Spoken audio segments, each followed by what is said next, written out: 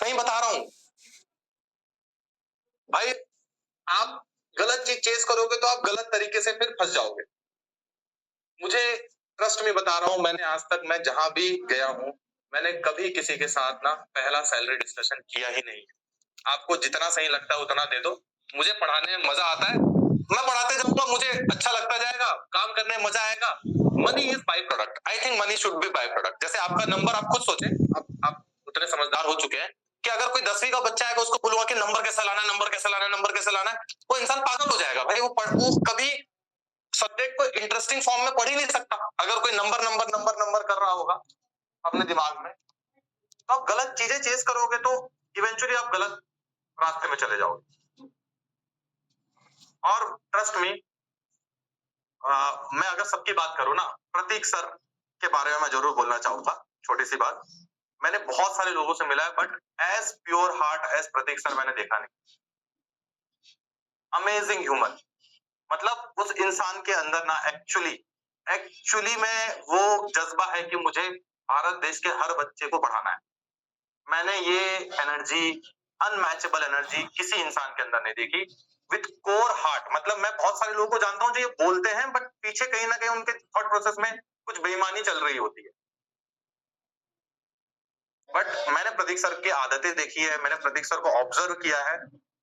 Amazing human, amazing. तो मुझे ऐसा लगता है कि जब तक प्रतीक सर है ना, तब तक ई सरल का डायरेक्शन जो है, सब मतलब सारांश सर और एनके सर भी हैं, ऑब्वियस सी बात है, बट केमिस्ट्री टीचर है ना, तो हम बातें ज्यादा करते हैं, तो हमारी वाइब ज्यादा मैच होती है, तो मैं उनके बारे में ज्यादा बोलूंगा, है ना। तब तक मेरे को लग रहा है डायरेक्शन सही चल रही है, तब तक डायरेक्शन सही चल रही है, और होपफुली आगे अच्छी चलेगी यार, है ना। वी थिंक कि बढ़िया हो। और आप में से बहुत लोग ऐसे हैं जो आपके भाई बहन पहले पढ़े थे, आप पढ़ रहे हैं, तो उनको भी ये बात अच्छे से पता है कि वो कहाँ से पढ़े हैं। जैसे आप में से बहुत लोग हैं जिनके भाई बहन ई सरल से पढ़े हैं, या आपके कोई नॉन ई सरल से पढ़े हैं, उनको भी पूछना, उनको भी यही सेम बातें कभी वो सुनेंगे ना, तो उनको वो बहुत ज्यादा समझ में आया है। कि जैसे मैं आज से 3 साल पहले की बात करूं, तो एक बैच था, उसमें सौम्या नाम की एक बच्ची थी। सौम्या पहले पढ़ी, प्रहार में आई, प्रहार में उसका नहीं हुआ, फिर वो ड्रॉप ईयर में पढ़ी, ड्रॉप ईयर में पढ़ने के बाद she went to IIT Delhi I guess. फिर उसकी बहन पढ़ रही है और उसका कोई भाई पढ़ रहा है। तो मैंने एक बार सौम्या से ऐसे पूछ लिया कि भाई इतने सारे इंस्टीट्यूट हैं, इतने बड़े बड़े इंस्टीट्यूट हैं, कई जगह से रैंक्स आ रही है, कई जगह से आपको मार्केटिंग इतनी है कि आपका ब्रेन वॉश कर दिया जाता है, व्हाई यू चूज ये sir.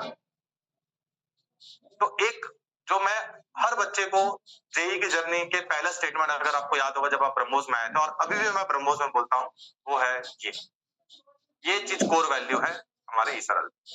That's why we are here. और कोई लॉजिक नहीं है सर।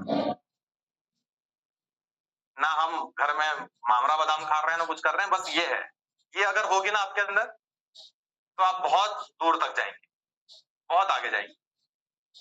ईमानदारी हो, प्योर कोर वैल्यूज हो, आपको ये पता होना चाहिए कि कहां पे आपको ललचाया जा सकता है, कहां पे आपको भटकाया जा सकता है।